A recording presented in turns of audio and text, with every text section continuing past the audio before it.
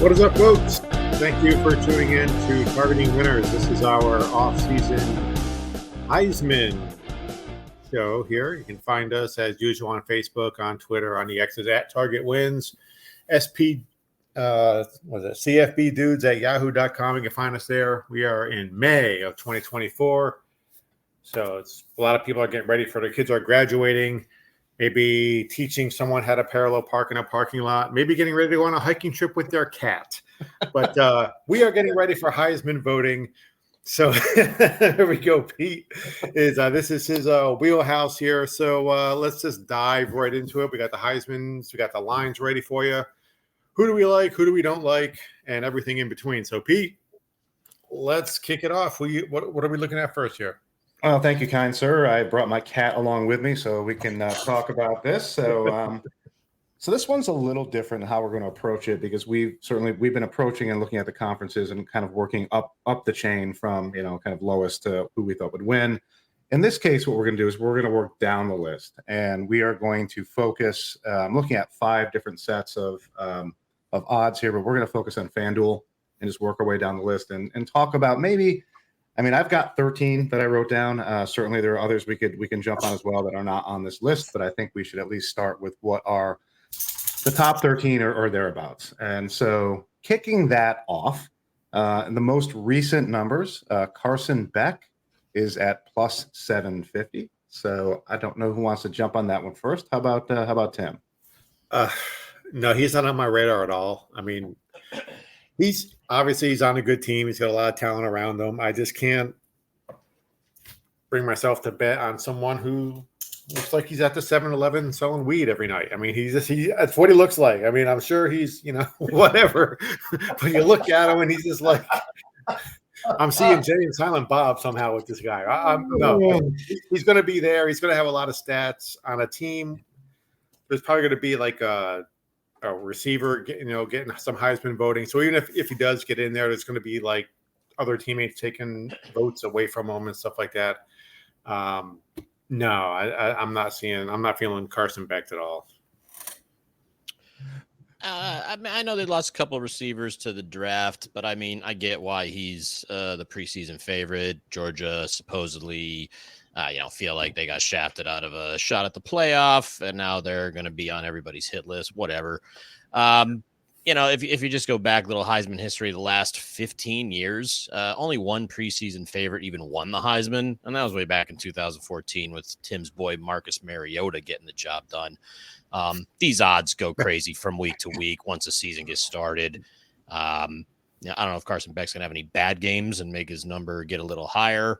But just with past history, I'm just not. I'm not buying Beck at that price.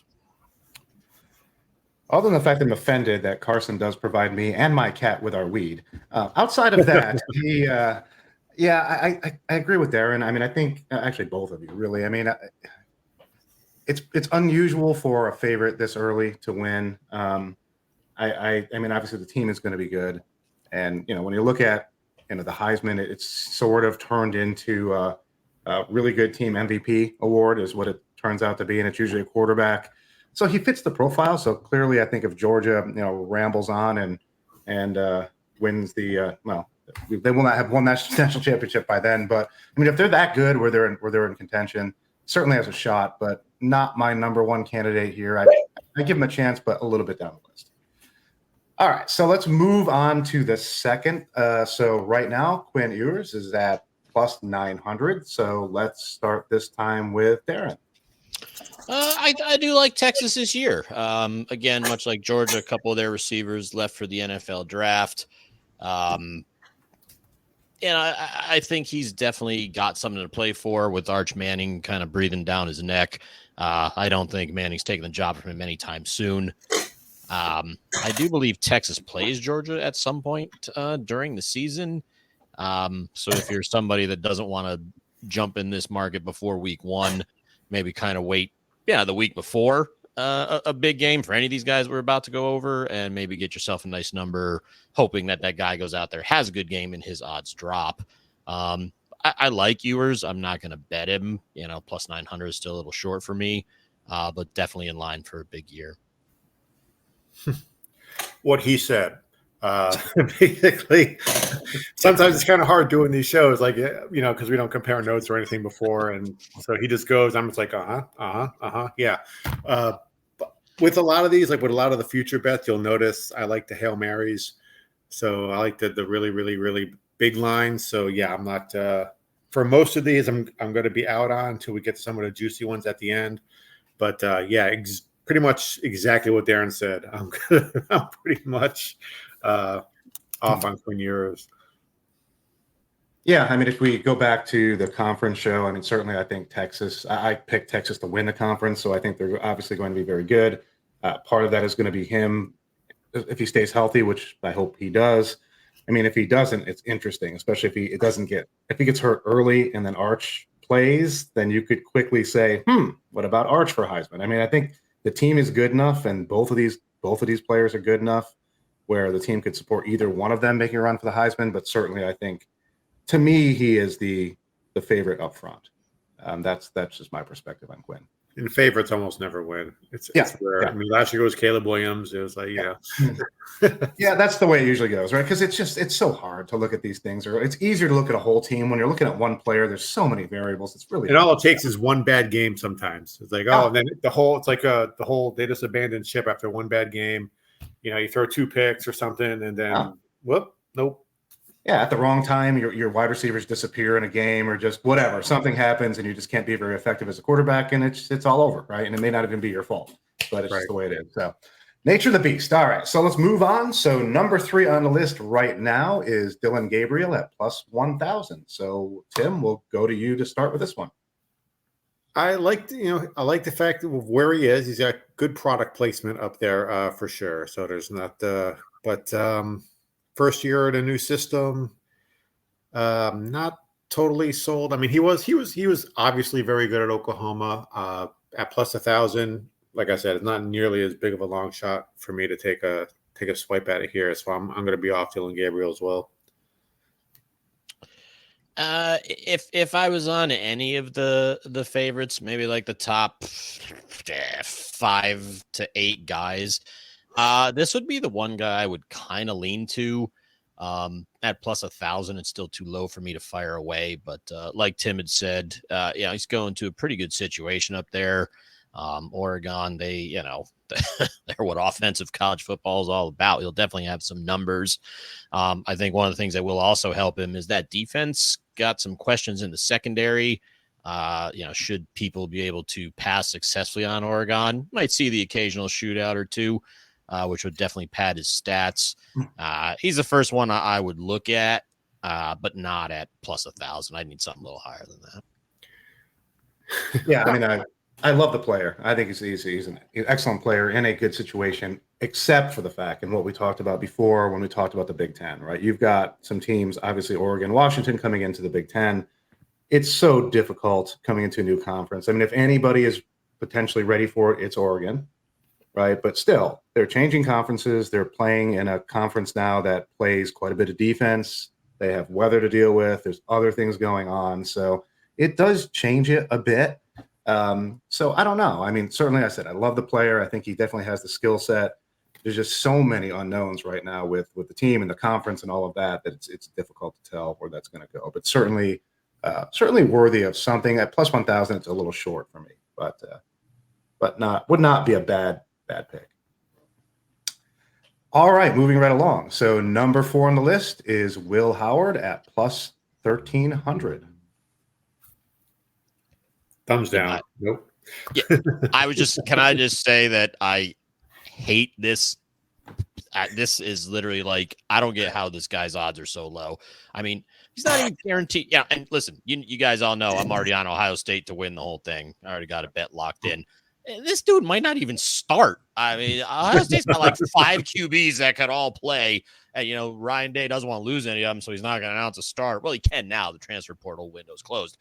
But, I mean, this dude might not even survive the season. How the hell do you take him at plus 1,300 knowing that he may not even finish the year? Say he throws up a stinker against Iowa. Does he start the following game? Who knows? These odds make no sense to me, and I would avoid this guy.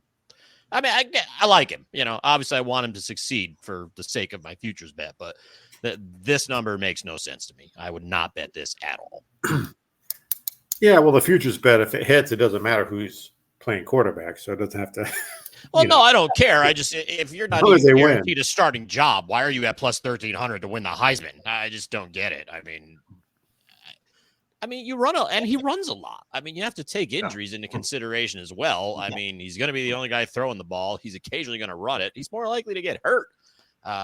This number is just way too low. Well, expect that line to shift after they all listen to this out in Vegas. I'm going to tell you how far Virginia Tech has fallen. Obviously, there's some really people way more important than us listening to our show. I don't know who they are, but they're all drinking the Kool-Aid. So, yeah, go Hokies. I could not agree more, Darren. I mean, this number makes absolutely no sense to me. I mean, for a number of reasons, right? I mean, Ohio State's going to be a good team, no doubt about that. But the way they play, right? I mean, you haven't had somebody from Ohio State win the Heisman for almost 20 years now. Right, just the way they play is gonna hurt his stats, regardless. Even if he's the starter all the way through, it's gonna hurt his stats. So it's gonna be a problem for him for an individual award. They got two really good running backs. Why would you need him to throw the ball? I mean, come on. Yeah. So I mean, Henderson, hand it to Jenkins. Just don't. He's, it's almost like McCarthy. Hey, make the big pass when you need to. Don't lose this game. Turn around and hand it to any of the two guys behind you. I agree with you, man. This line makes no sense. Yeah, exactly, 100%. So. All right, Tim, any thoughts on that one, or want me to keep moving? Nope. Let's keep it rolling. Let's get to the high line. Let's go. Let's get up to the high. I'm going to select some randomly in a little bit here, but we're going to move on. So next one on the list is Nico Iamaleava at plus 1,500. So Tim, you can take a swing at this one. I'm not swinging at all. I've got one in mind. As your odds keep getting higher and higher, I'm like, okay, we're going to get to mine pretty soon. We know who yours is already, probably, but Darren, I passed. Darren, I'm going to be passing so much, I'll win the Heisman. Another number that I don't understand. This kid played like one game. He had a great game, but one touchdown pass, 3 touchdown rushes in the bowl game last year. But come on, full year in the stop it. This number also makes no sense to me either. Way too low for an unproven guy. Yeah, agreed. And they're going to have a tough time in the conference as it is. So, I mean, I think there's just too many factors against this pay. It doesn't make any sense. That number's way too short. Yeah, a lot of good defenses in the SEC. I don't know how he's going to do. Yeah, I don't either. So moving up. So this would be Ray's pick, who's not here today. So Jackson Dart at plus 1,500. So Darren, you want to swing at that one? A little too low for me. The SEC's got some good defenses in there, and we saw what happened when he went against Georgia last year. It did not go well for him. Part of that could be the Lane Kiffin factor. Like the team, I like where Ray was going with his thought process on these guys. Intriguing, but I would pass on him at this number. Yeah, I don't understand Ray's love affair with this team, but again, I think he's going to be a victim of the coach. They're going to be down a lot, and then when they're throwing at the end to try to catch up, he's going to throw the crucial pick. A lot of pressure. They know you're passing. A lot of the pass rush, all the factors that go into when you're trying to catch up at the end of the game, leads to interceptions or a sack, fumble, and I think everyone's going to just jump off that boat. Could lead to some big numbers as well, right? And that's I like this one. I mean, Jackson Dart I like quite a bit. I was just looking at odds across a couple of different places. At MGM right now is at plus 2,000. At plus 2,000, it becomes pretty intriguing for me, right? I think that's a number where I think is a reasonable level to bet. So that is one of my picks today is Jackson Dart at that plus 2,000 level. Plus 1,500, I would wait, see if it gets a little longer at some point, but I do think they're going to score points. Right, yeah. Lane's going to do his thing. They're going to lose a game for no apparent reason. But that doesn't mean it's going to hurt Jackson, right? Because it could be something idiotic on defense that happens. It could be anything, right? So from that perspective, they will lose a game they shouldn't, but I don't believe it's going to be Jackson's fault. So at the end of the day, I still think he has a chance. So, all right. So we're going to do maybe 4 or 5 more in a row, and then we'll open the table to those that are anywhere, right? Because there's just a long list of potential players. So Next one on the list is Jalen Milroe at, tied with Jackson Dart right now at plus 1,500. So, Tim, you want to take a swing at it? You know, if you take that line and double it, I'm on it. I do like Milroe. He's one of those, he runs obviously a lot more running the ball than passing the ball. But with the new coach, we had to open up the offense even more than it was under Saban and his old crew. But you like what DeBoer did with Penix. If he can do that with Milroe, we got a shot. Still not betting it. It's too low, obviously, way too low. But yeah, I mean, I like it. I can see it. I wouldn't be shocked if you won. Yeah, Tim basically said everything I was thinking. I like him as well. He performed a lot better than I thought he would last year, so credit to him. But again, a lot of losses, a lot of defensive losses could lead to some nice stats. But yeah, I'd like to see, if he was plus 2,000 somewhere, whether it's MGM or wherever, I might take a look. But yeah, I'm not anti Milroe just at the current number I am. Yeah, he is not plus 2,000. He's plus 1,500. Actually, FanDuel is the best right now at plus 1,500. I agree with Tim. I mean, I would not be surprised at all if he won the Heisman. That being said, there's so many questions around this team. It's starting a whole new era. Who knows, right? I mean, they could be fantastic, but at this point, there's just too many unknowns right now, and a whole list of unknowns here. So I don't like picking something that there's just so many unknowns around it. So the SEC is so brutal this year, man. They're just going to beat the crap out of each other. I don't even know if an SEC quarterback's going to get this done, despite what the odds boards are telling us. Yeah, that's a really good point, right? Because these teams are going to beat each other up pretty badly. So it'll be interesting to see how that plays out. But all right, so let's move on. So next one on the list is Garrett Nussmeier at plus 1,800. Darren, you want to take a swing? Yeah, this one's kind of interesting because LSU has shown no ability to put together a competitive defense. This guy's familiar with the system. I think he's going to have a great year. But again, just being in the SEC, I think kind of depresses that number. If he were anything higher, than 1,800, I'd give it a look. This is the one guy that could easily put up some where his defense being so bad could actually help him in the voting. But again, with that defense, are you going to beat Georgia? Are you going to beat Texas? Are you going to beat Bama? Are you going to beat Ole Miss? Any of those teams that may or may not be on the schedule. One of the things when you bet this market, it's got to be on a winning team, obviously. I mean, I think the only two, I think when Tebow won and when Lamar Jackson won, both those teams were 9-4, but every other winner, their team had at least 10 wins. So if you start losing those games, you're likely to kind of drop in the voters' minds. So he could put up the stats, but I just don't see where LSU is going to be like an 11-1 program. And I think that'll hurt him. Tim, what do you think? No. Big no. Let's keep this. It's almost like Wayne's World. Suck. No. I mean, with a name like that, he should be playing hockey. I think, Niedermeyer with Robin Scott out there. But no, he's no, especially, I mean, I don't trust the coach either. So I'm kind of shocked. That's how good Jaden Daniels is for him to win with that coach. So no, I'm out. Nope. Keep going higher. Yeah, no, we're heading that direction. I agree with Darren. I mean, the problem is the team here. I mean, they're gonna need to score just every time they touch the ball. I mean, this is like back, when Peyton Manning first started in the NFL and they had to score like a bazillion points to be in a game. It's going to be the same, and it's just going to be a problem, right? They don't have the defense to play, and once you start losing a couple of games, you start to fall down that list. I don't care how well you're playing, so that's going to be an issue. So that is my take. All right, we'll do a couple more, and then we'll open it up for wild cards. So next one up, Riley Leonard at plus 2,000 at FanDuel. He's actually plus 2,500 in a couple other places. So, Tim, what do you think?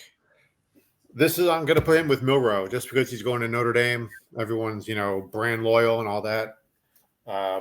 If he has a good year, just the fact that he puts on that gold helmet for some reason just makes everyone just vote for him. So still 2,000 low. I like, my odds a lot higher than that.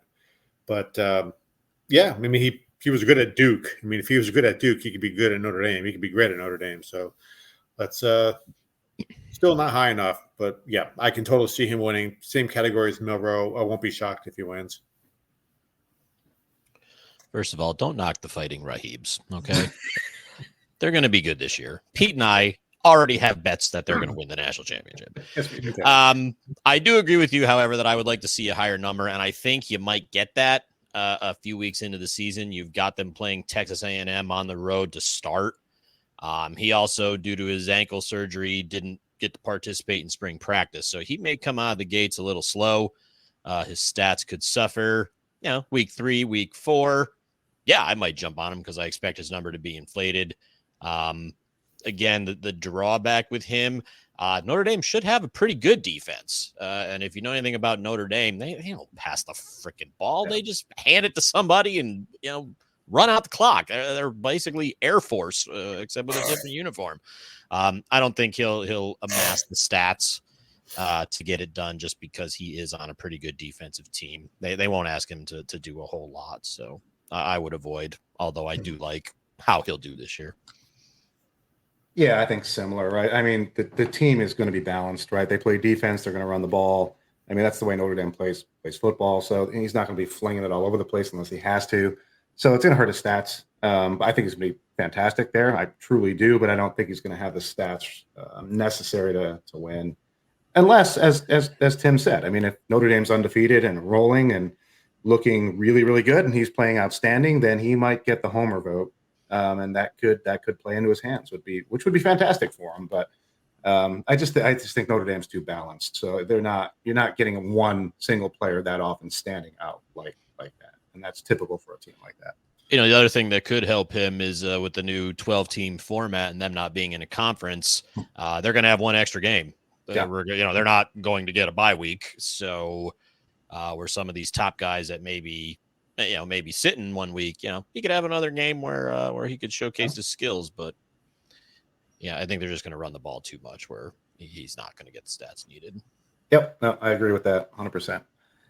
All right, let's see. One more. So one of Tim's favorite teams. So we're going to go with Cameron Ward, who is at plus 2,200. So we'll let Tim go first on this one. Well, as we know, this is the year. The U is back for the 30th year in a row. This is their year. It's all about the U. All about the U. Got the turnover chain. They're going to win everything all. God, I hate Miami. I'm sure he's a good kid and all. He just made a bad decision. He should have went to the NFL, but instead he's going to languish in Miami. Can't wait to watch him take a knee or not take a knee in this case. But no, what are his odds? 2,300, 2,200? Yes. Still a little bit low. No, it's all about the U's going to continue to suck. So I don't care who their quarterback is. They can have Arch Manning. They can have Peyton Manning. It doesn't matter. They're not going to win this year. So no, even if the odds were like 10,000, I'm not betting on anybody in Miami. So out. Any questions? How do you really feel? I'm not sure I understand where you're. And another thing. No. So Tim is saying to put one unit on him. We're good. I'm just gonna virtually reach through the screen and tweak Tim's nipples here and get him riled up because I actually like him. And let me tell you why. Not because the U is back, because the U is the same thing they were last year. That's a crappy defensive team in a conference that could go to one of like 6 or 7 different teams. If this defense is bad and Cristobal still doesn't know how to coach in late game situations, this guy is going to get his stats. Okay. And if you look at the conference, you're not 100% sure what Florida State's going to look like. The offense, obviously, will be a little bit less because they don't have Jordan there. They got DJ. That's a step down. Not a bad step down, but still a step down. That awesome defense. A lot of them are gone, but they brought in a really good transfer class. You don't know what they're going to look like. You got to wait and see. By the way, 99 days till we find out. Just so you know, before Florida State takes on Georgia Tech in Dublin, Ireland. But yeah, I mean, this is a conference that could go to anybody, including, unfortunately for Tim, the Miami Hurricanes. And, if he gets to play that extra game in the ACC championship game, hopefully against Virginia Tech, thank you, plus 1,400 down to, by the way. I'm on. I like him. I mean, if I was going to make a bet, he's the first guy I got circled. I just don't trust his coach. I don't trust his defense. They couldn't stop the pass last year. And I mean, he gets the benefit now. He's on the East Coast. When he was at Washington State, nobody was up at 11 o'clock watching him play games. When he was at Incarnate Word, what the hell is an incarnate word? Is that even in this country? But now he's going to get some eyeballs on him, and especially being on the East Coast in a conference that could go to anybody with a crappy defense and a coach who knows much about betting college football or coaching college football as that idiot from that one Mac school that keeps running sweeps when everybody on the defense is faster than his entire team. I like it here. Would I like a larger number? Absolutely. But as we're going down this list, this is the first guy I put a little asterisk to. I think his situation actually helps him. Sorry, Tim. You can have your nipples back. That's all right. Please don't leave James Franklin out of bad coaching discussions because he always belongs in those discussions. But now you notice Drew Aller's not anywhere on this list. Oh, he is. I was reading down the list. He's down here, and I almost fell out of my chair. That's gonna. He's plus 4,000 right now. Speaking of Drew that Aller, is 102 shy each. Plus 400,000. I wouldn't bet on that. So. At that, I would take a shot. I agree with Darren, which is going to be very entertaining because I think he absolutely has a chance here for a number of reasons. Number one, because he's going to get his numbers. I don't think there's any doubt. Unless he gets hurt, he's getting his numbers. No injuries, not even the Hurricanes. So. They're going to have to score, and because that defense is garbage, and so they will score. And that conference is pretty wide open. So I think, as long as the team is competitive, right, and doesn't lose more than 2 games-ish, he'll be fine. And I think he has a chance. If the team starts bleeding or does what Tim waits for every year is the Miami swoon when they lose 3 in a row or whatever the heck happens if they fall off the cliff, then that'll be the end of them. But if that doesn't happen and they can hang around and actually be competitive all year, he has a chance. So, yeah. It happens around Halloween. That's when it usually starts. I think that's when they play Virginia Tech. So I'm all on board for Perfect. that. Fantastic. All on board for that. At least I know when that game takes place, there's going to be one Virginia Tech supporter that's going to be supporting for them more than me, and that's going to be that dude there. So, yes. Tim will be pulling for Virginia Tech harder than anyone. Go Hokies. They're already an 8.5-point underdog in that game, by the way. There's some lines for some big games out there, but that's another show. All right, so that was my probable list, right? The top at this point players for the Heisman. But I want to open this up because we did bring up a few outliers, Drew Aller being one of those, which once again we all laughed. But I'm sure everybody here probably has an outlier that interests them. So I know Tim has got one in his back pocket. He's been grinning about it nonstop for a while now. So Tim, the floor is yours. Well, who else do you have there under the plus 4,000 area? Were there any other names there? I think there is one. Does he have a famous dad? He does have a famous dad. Ah, excellent. All right. His famous dad happens to be in the Football Hall of Fame, happens to be his coach, Shedeur Sanders. Yeah, yes. He is also at plus 4,000. Daddy's calling the plays, or he's going to instruct his guy. I don't know who's – they fired their coordinator, so I don't know who's calling the plays now. I'm sure his dad's going to be on the headphones saying – throw it to Travis Hunter and throw it a lot. And when they get towards the end zone, run it in, throw it in, however you got to get it. He's talking about someone who's going to get their stats. He's going to get the stats. And they're going to play his theme music for Miss Peggy or Mary Lou or whatever that lady is. He's 109 years old. But, Colorado is plus 4,000 to win the Big 12. If they win the Big 12, he's going to have a mountain of stats. So if they win the Big 12, he's going to be right there. And $4,000 or 4,000 plus 4,000 rather. Shedeur Sanders, Heisman. There's my pick. The odds are high enough. I'll take the swing. There's my guy. Very nice. I like it. What about Shedeur? Play my theme music. You don't have any theme music. That's true. And we can't play It's Raining Men. That's copyrighted. Anyway. That's true. Oh. I do, though, have a pick that Tim will also like, and I believe he's around the plus 3,000 mark. Kansas quarterback Jalen Daniels. Mm-hmm. He's going to put up some numbers as well. Again, the only issue with him is his health, most specifically his back. If he can stay off of it and actually play a full 12 games, he's got a chance to be mentioned in the conversation as well. When he plays, he is awesome. But again, the biggest question mark is how many games is he going to play? Exactly. But at plus 3,000, the Big 12 is wide open. I would take a flyer on him if I had to take somebody that we did not discuss. That was another one I was thinking of. I've been a fan, unless they let them play in those quarterback jerseys where you don't touch them. But unfortunately, they haven't changed the rules that far yet. But yeah, especially in the Big 12, where I guess they don't play defense in the Big 12. But I just think it's funny. They score a lot because they don't play defense, but the SEC, they score a lot. It's high-powered offense. I don't know. You tell me who's playing defense and who isn't. But anyway, yeah, Jalen, he was maybe my second choice, but at plus 4,000, I'm sticking with Prime Junior.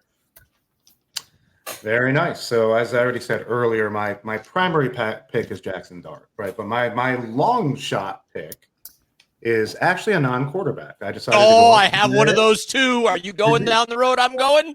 Probably the best receiver in the game. Nope, you're not. All right.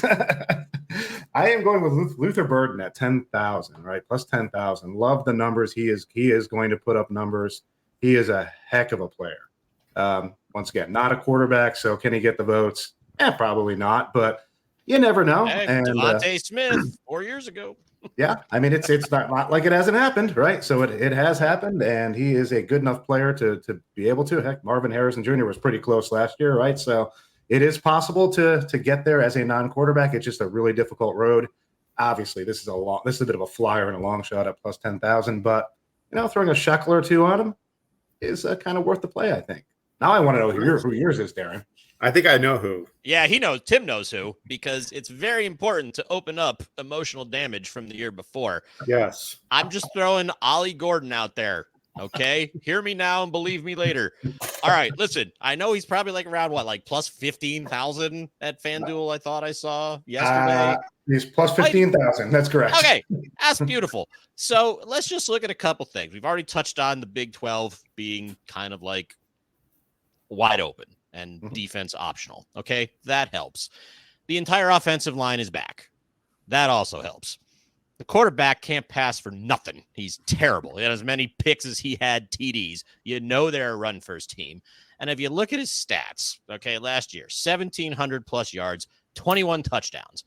Basically, the dude did that in 9 games because the first 3 games of the season, he ran for 109 yards and only 2 touchdowns. Imagine what he would have done had Mike Gundy, after fixing his hair, realized that, hey, this guy's pretty good. I'm not calling for, a Barry Sanders-esque campaign here. Yep, Oklahoma State tie-in. Go Cowboys. But I'm just saying at plus 15,000 with how that offense is set to look, I mean, the guy ran hurt a lot of the games last year, and he still could not be stopped. I had a crap game against UCF, but then again, he was hurt. That was in terrible weather. They didn't even run him. But just look at his numbers from the 8 games where he was the main guy. Literally insane. You project that out over 12. I mean, it's going to suck, though. They play South Dakota State, their first game of the season, who was they won 30 games in a row at the FCS level.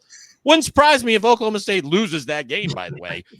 But, and again, not calling for a 2,000-yard season and 20-plus touchdowns again. But crappy quarterback. All 5 offensive line stars coming back. A conference that does unless you're Utah, you don't really play defense. It's set up for him. Again, obviously health. He had the ankle issue hampering him a lot of last year, but at plus 15,000, yeah, we can say that for anybody. But I mean, if you're looking for a non-QB to possibly be considered. Well, let's just say he's healthy for the full schedule, what do you think he'd have to get? 'Cause I'm thinking maybe 2,100 yards. He's got to have a 2,000-yard season. Oklahoma State's got to win. They got to at least play for the Big 12 title. Yes. And because you don't even really need touchdowns, to be maybe 28. He's got to at least have 20. I mean, the main thing is he's probably got to have 2,000 yards. He's got to play every game, which if he does, he could get that. The schedule's not terrible, but they need to at least play for the Big 12 title. Because I think we're just with the running back. The stats have to be that stupid to be, like I'm thinking maybe even 30. It might take 30 touchdowns. Yeah, I mean, like 8 years overlook ago, Riley Leonard or somebody like that. Yeah, I don't know what Derrick Henry's stats were when he won it in 2015, but he was on Alabama, and they were very much a winning team. So I think for him to get consideration, Oklahoma State probably needs a 10 or 11 win season. Now, if they go 11-2, and that one of those games is the Big 12 title game, he's gonna get consideration. Yeah. If for some miracle a second Big 12 team gets into the playoff, that's certainly going to help his chances. If he gets invited, there's a lot of those old guys that vote. I'm tired of a quarterback winning every year. Maybe yeah. But I mean, we're just Pete wanted a long shot. If you want somebody who can certainly give you some value at plus 15,000, I mean, come on. Sure. I might want to do that too, just for fun. You're welcome. Hey, let's. Because if there's one thing I need, it's another year of Oklahoma State torturing me. So, why the hell not? We're gonna get your boy Dylan back on. I think was that his name, Dylan? Devin. Gotta get that guy back on. Yeah, we're probably gonna go through group therapy if that happens, but it makes sense in theory. That's all I'm saying. The guy, look at the last 9 games compared to the first 3 games. Like, what the hell was Gundy thinking? Like, do you not understand? Thinking that would have been good, right? Just saying. Right. If you guys don't have anything else to add, I think we'll just wrap it up there. We got the long shots, we got the sure things, we got whatever we're doing. So, thank you everybody for listening. Again, you can find us at cfbdudes@yahoo.com if you have any questions or anything you want us to cover. At Target Wins on Twitter. This has been our Heisman preview. Way too early preview. We'll do another one, I'm sure, as we get closer. Thank you for listening and enjoy your day.